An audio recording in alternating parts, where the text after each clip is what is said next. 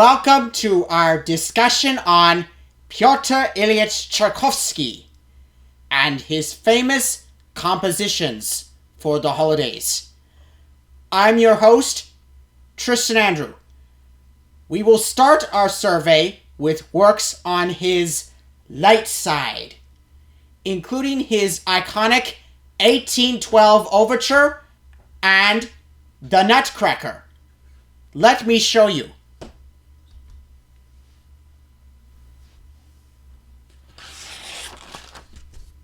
Pyotr Ilych Tchaikovsky was a composer of the Romantic period. He was the first Russian composer whose music would make a lasting impression internationally.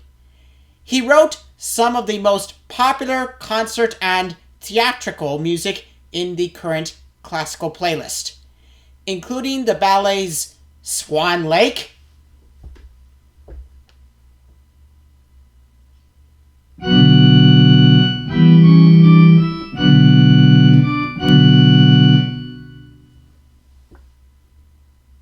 The Nutcracker,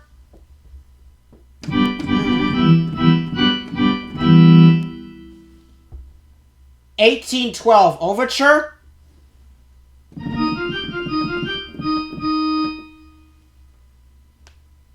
his first piano concerto, several symphonies, and the opera based on Pushkin's Eugene Onegin.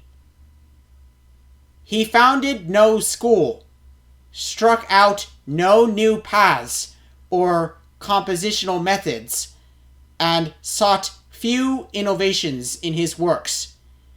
Yet the power and communicative sweep of his best music elevates it to classic status, even if it lacks the formal boldness and harmonic sophistication heard in the compositions of his contemporaries, Richard Wagner,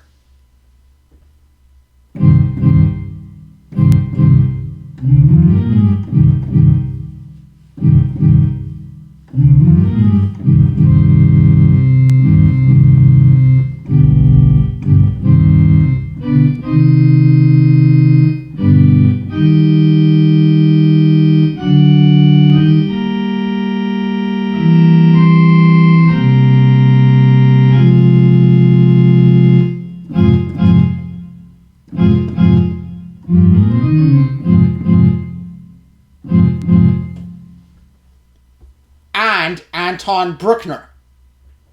It was Tchaikovsky's unique melodic charm that could make the music sound familiar on first hearing. Tchaikovsky, a worldwide star in the 1880s and 90s, was still composing in a style that owed more to Ludwig van Beethoven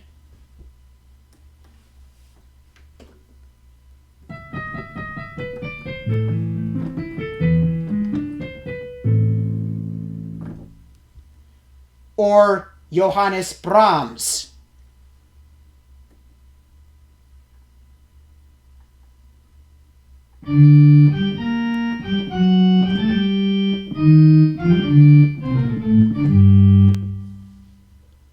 Than to anything he'd picked up at home. Still, his compositions for dance changed the character of the music, making it more robust, muscular, and exciting, and opened the door to his successors' ability to promote a purely Russian sound.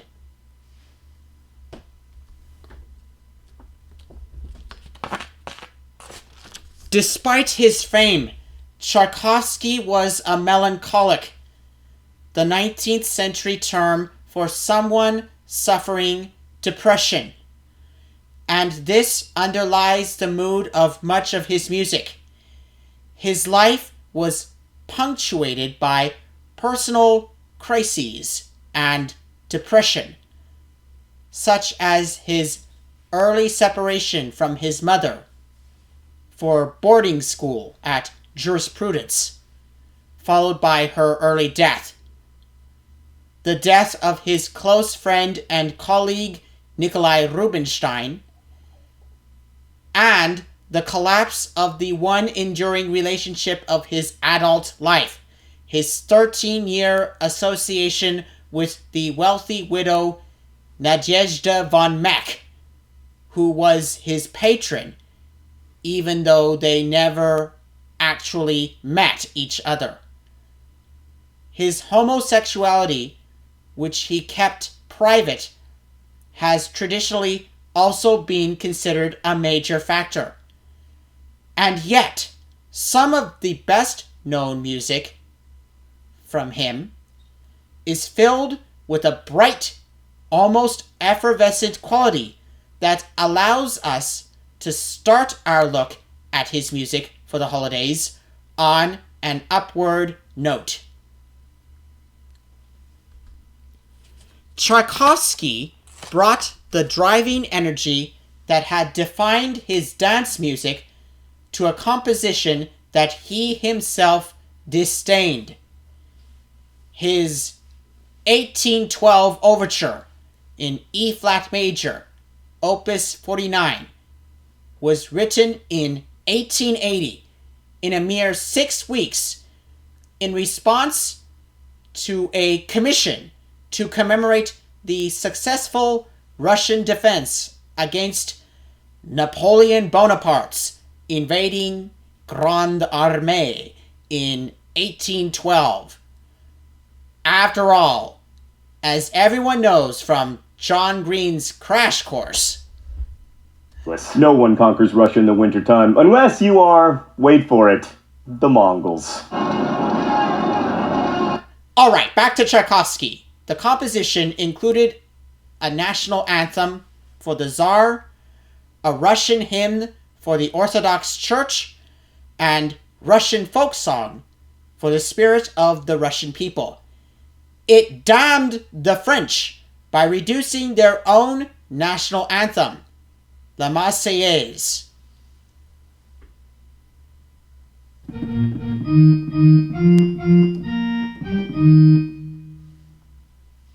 To persistence, repetition, and aggression. His orchestration was cosmopolitan, but his incorporation of patriotic themes bowed to musical nationalism. Remember Liszt's Hungarian Rhapsodies?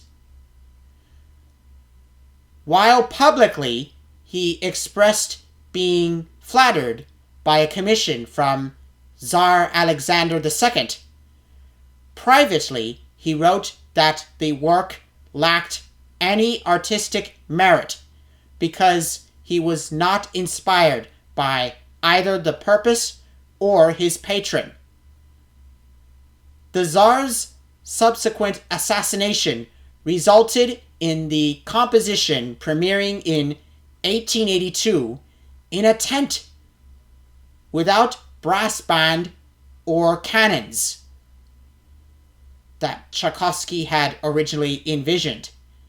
Even the bells that were part of the score were lacking, since the Cathedral of Christ the Savior was not finished at the time. However, all these elements returned in its American premiere in 1891 at Carnegie Hall.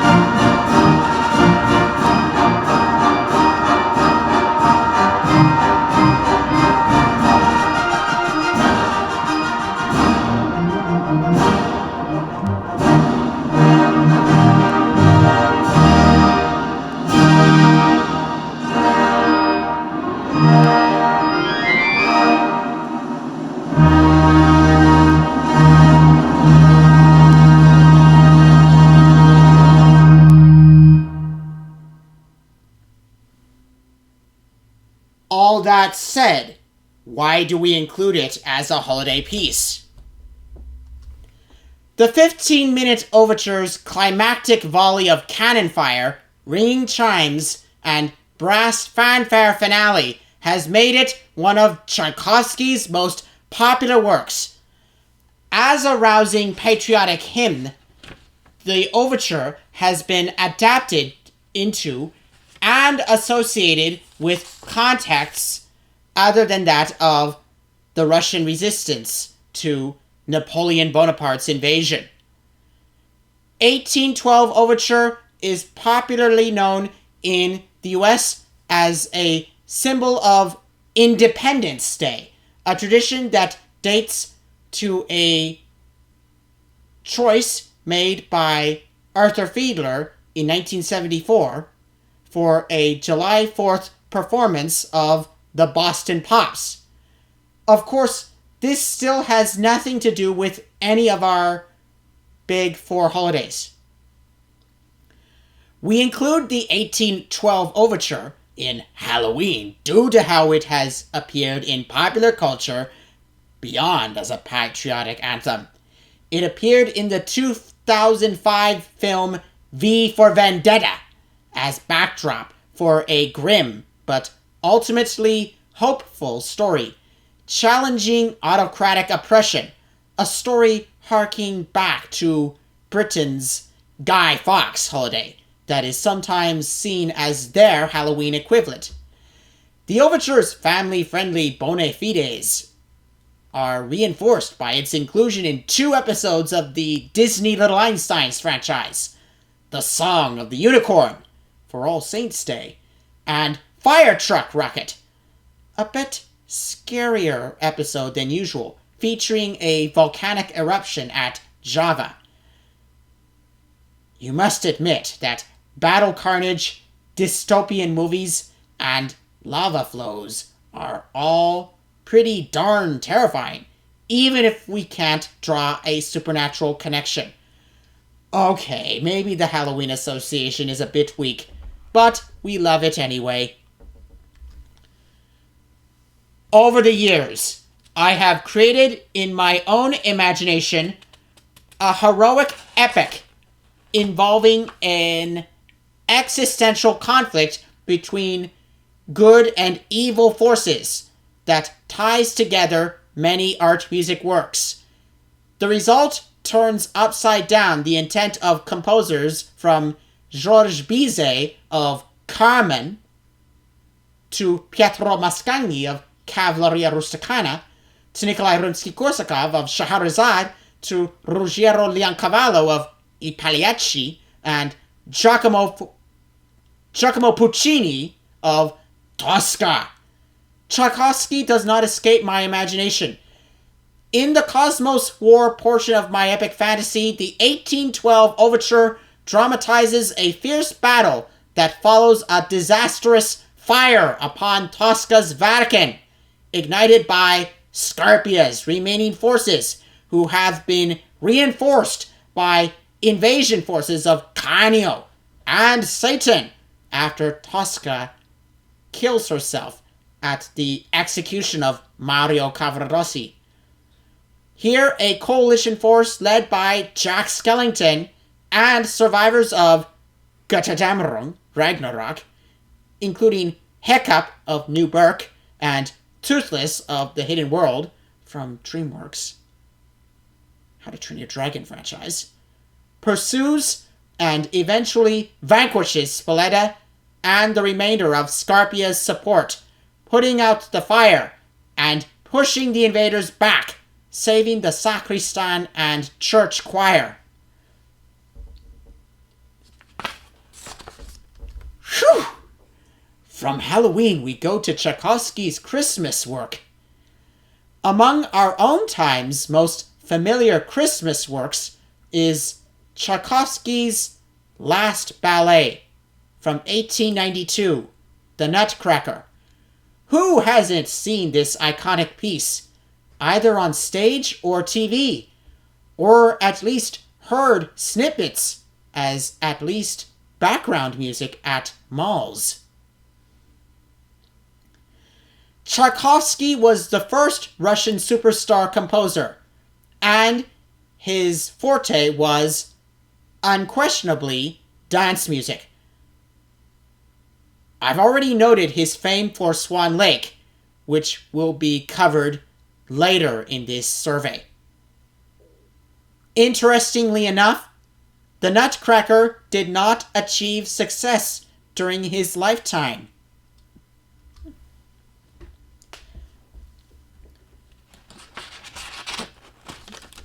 The ballet, based on a book by E.T.A. Hoffmann, rewritten by Alexandre Dumas Sr., was a flop when it opened, but not because of the music.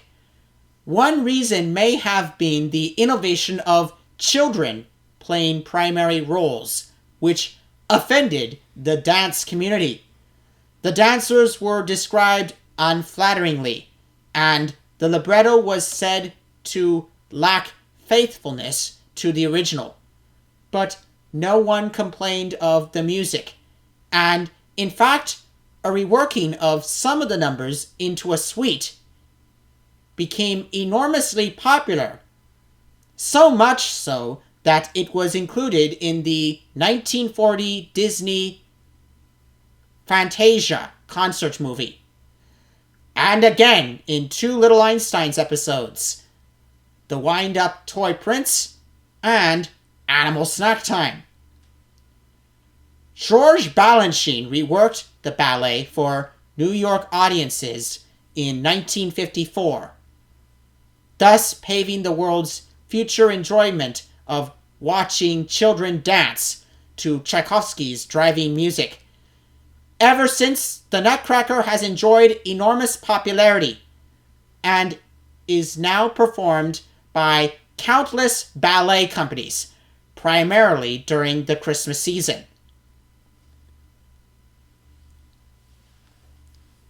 Major American ballet companies generate around 40% of their annual ticket revenues from performances of The Nutcracker.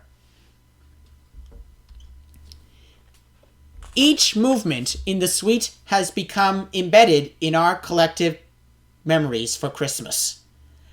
Tchaikovsky's score has become one of his most famous compositions and is a firm art music anchor in the Christmas playlist. Before his death in 1893, Tchaikovsky took 8 movements from the ballet and created a suite, which served to showcase the music that later led to success.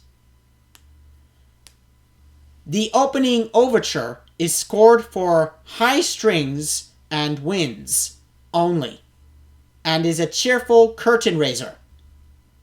The march is a brisk one, but suggests toy soldiers as opposed to real ones. The dance of the Sugar Plum Fairy is positively ethereal in its use of the celesta. The Russian dance, Trepek, is as furious and rousing as any 60-second piece could be. The Arabian, coffee, and Chinese, tea, dances are tiny jewels, which, if not particularly authentic, are wonderfully evocative. Possibly the most brilliant and original work is The Dance of the Mirlitons, a flute trio. Finally, the suite ends with the unforgettable Waltz of the Flowers.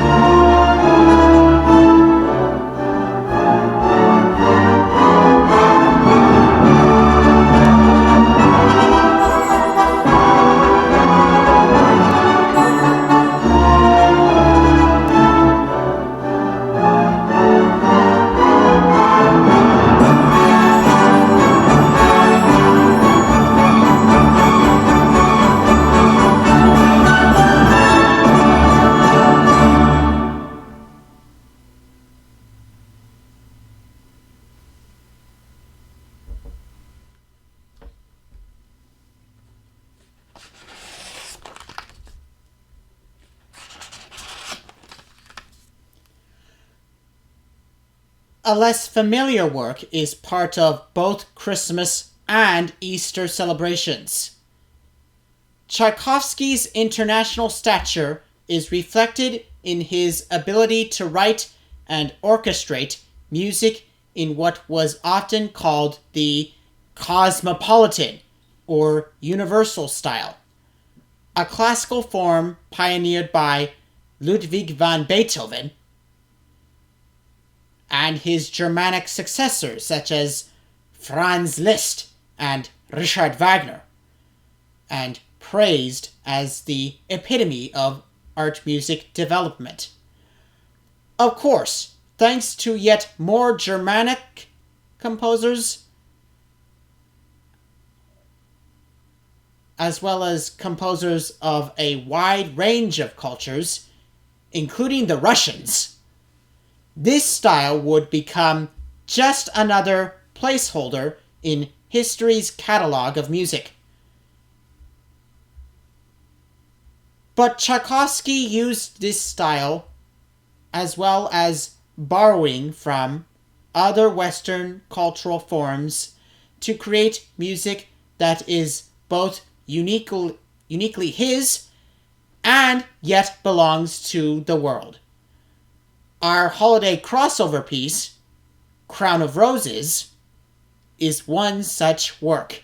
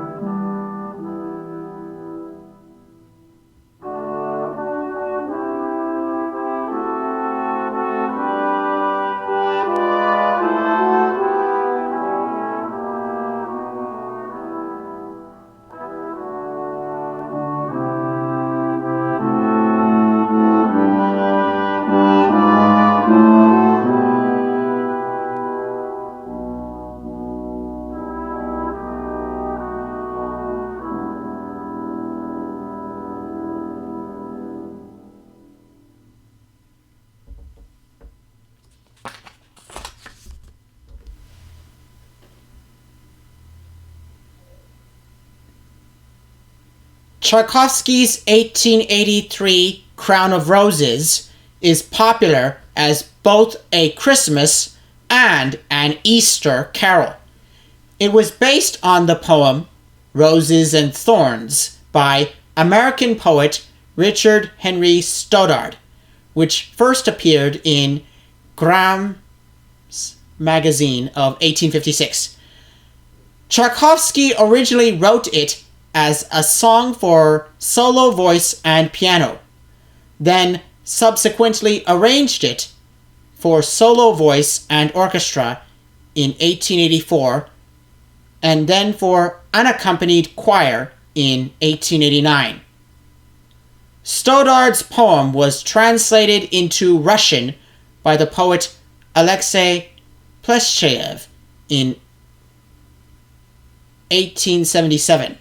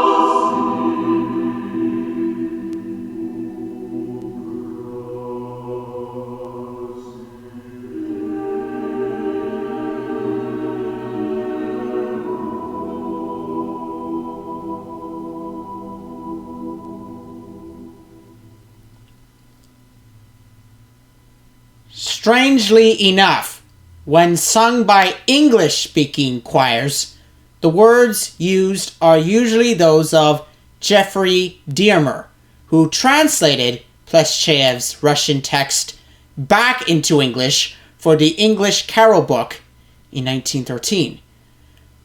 Diermer himself was only 20 years old when he wrote the words.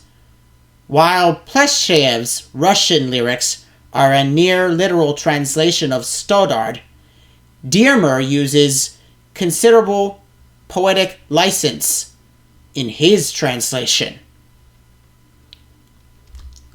When Jesus Christ was yet a child, he heard a garden small and wide,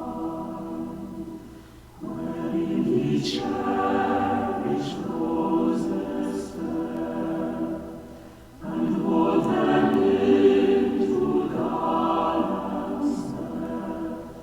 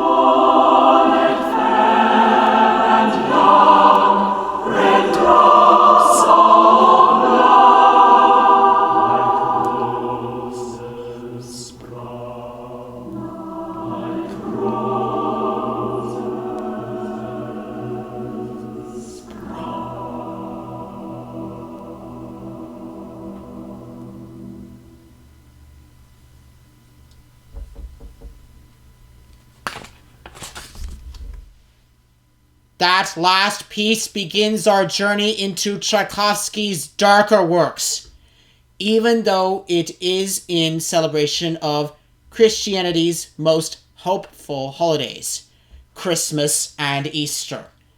It is in E minor, a key fraught with sorrowful associations, and one to which he would return again and again. The next presentation in this series will land us firmly in Tchaikovsky's dark vision, bathing us in a gorgeous tide of music that evokes all the shivers of Halloween concepts, death, destiny, high drama, and almost inevitably the touch of the supernatural.